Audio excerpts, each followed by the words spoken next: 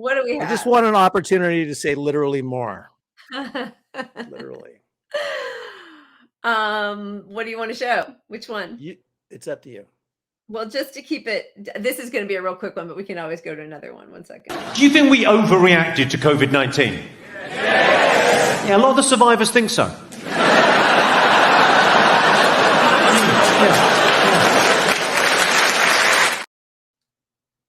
That was for you, Pat. Kudos to him. He's right.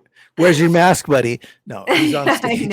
I know. Meanwhile, did you see like Bruce Springsteen just had to cancel his tour, COVID? I mean, all these people who are having concerts, no masks, just thousands of people in a small enclosed space, shouting out, breathing each other's air. Crazy. Yeah, but meanwhile, like the minimizers, they all like, they're like, well, it's because he got vaxxed. Right. Well, right. Because, sorry, meanwhile, I'm reading like, the science is clear that like, no matter what you think about it, like if you want to find some data that shows that people are more at risk of the vax from the vax than actual COVID, it doesn't exist.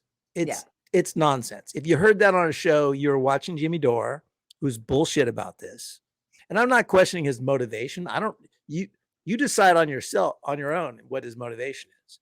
You know, he was he was affected by the vax per what he says. And I, take him on his word of that. But that sent him down an anti-science, right? Whatever, I mean, the data on vaxes.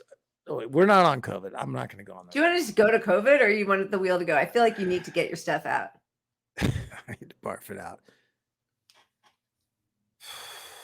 What do you think? Woosah. Okay, so all the anti-vaxxers are claiming that 600,000 people per year are dying from COVID shots based on this insurance claim. That turned out to be entirely bullshit. The military showed that the risk of myocarditis after vaccination is 12.6 per 1 million people, which is pretty fucking low. I mean, that doesn't mean you're dying of myocarditis. That means you have myocarditis, which is a condition that can cause heart problems. Which is horrible. Like, nobody thinks that that's okay, but you have to weigh it against actually getting COVID and what the risks are for that. Study led by University of Buffalo confirmed COVID-19 vaccine pose only trivial risk of venous thromboembolism, VTE, or blood clots. In addition, the study found that becoming infected with COVID-19 poses a significant risk of blood clots. Again, so first of all, we've said it so many times, we're both vaccinated, we're both boosted. I see now that they're talking about another booster coming out, because it's been 6 months since the last one, and we know that they don't have a long period of efficacy. I don't know personally how many more times a year I think I want to do it to my body. I don't know for my sons because they are in a higher risk group. We also do have, my father-in-law was affected severely by the flu shot. We still get the flu shot every year, but we had to do a whole risk benefit analysis and to see, and my kids are part of a risk group now that there is not a ton of research on. But all of that aside, everybody makes his or their own personal decision. The part that always gets me with the anti-vax people is that not one of them says, but I still mask. I test so I can treat. I socially isolate. I ventilate. We clean the air. All of those other things that are non-pharmaceutical interventions, those are just completely obliterated. And they should be the biggest advocates for those other things, because if you are not the biggest advocates for those other things, you are just denying the reality of COVID, period. Right. Exactly. That's what they're doing. Yes. Period. Yes. It's not even real. Because it's real. The whole world isn't faking that this thing exists. So you're saying, let's take no precautions. You think this whole thing is to shelter us in place somehow. Like the US To control ever had that government control. anyway. Right. To give money to Big Pharma. If you're not wearing a mask, you're donating to Big Pharma 10 times more than somebody Yeah. who's fucking protecting themselves from a disease. Like I haven't been in the hospital in 3 years. If you're an I haven't had a cold in 3 years. you probably have been in Yeah. the hospital Yeah. for fucking COVID. And if Yeah. you haven't, you know a lot of people who have.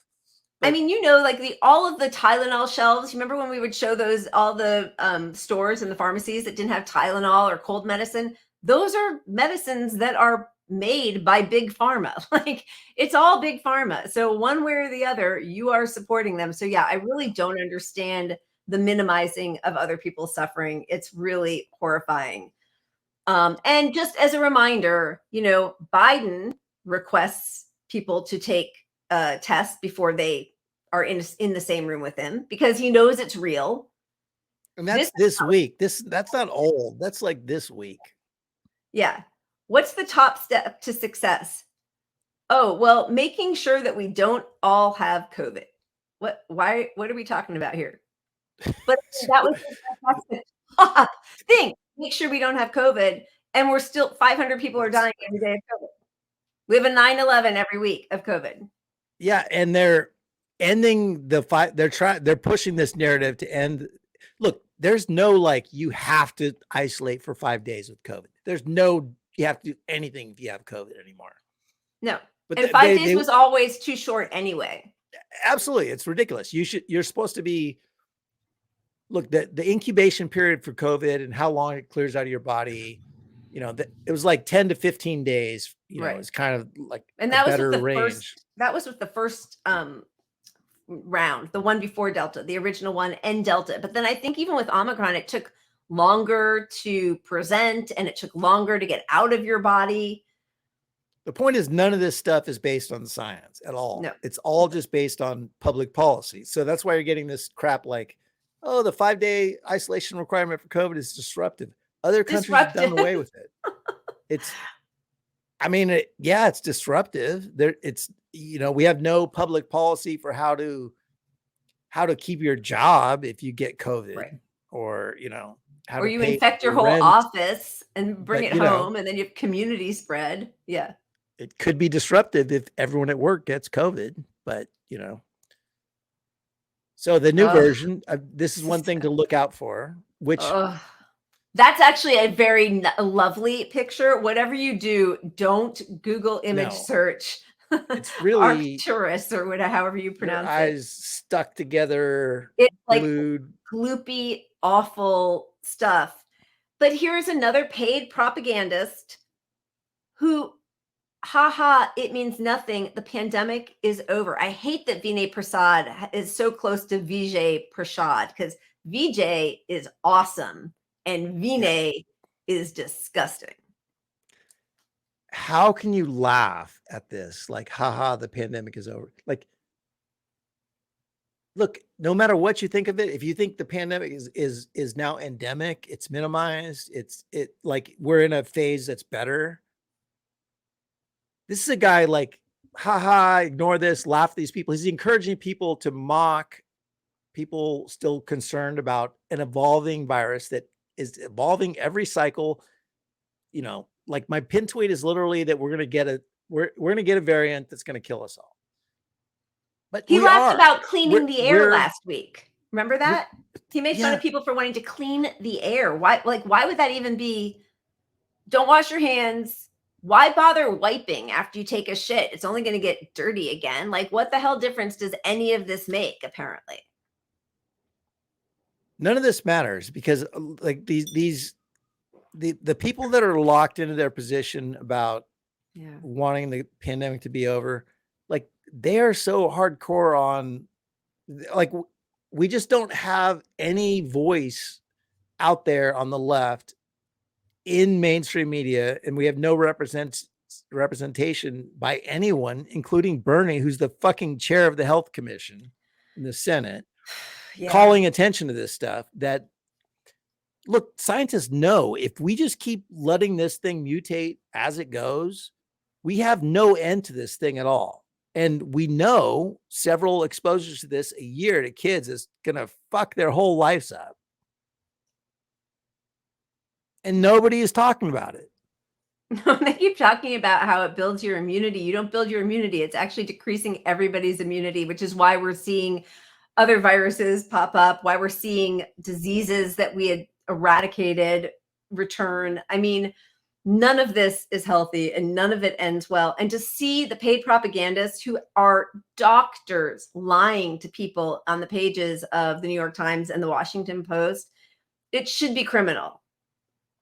But yeah, so the moral is like, get to work. So Biden's own administration is pushing people and federal employees. They must substantially increase in office work. Meanwhile, you still got to test to be around him.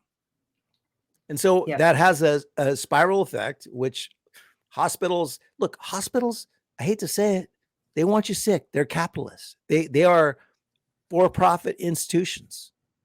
So for a hospital, hospitals are now pushing out anti-mask stuff.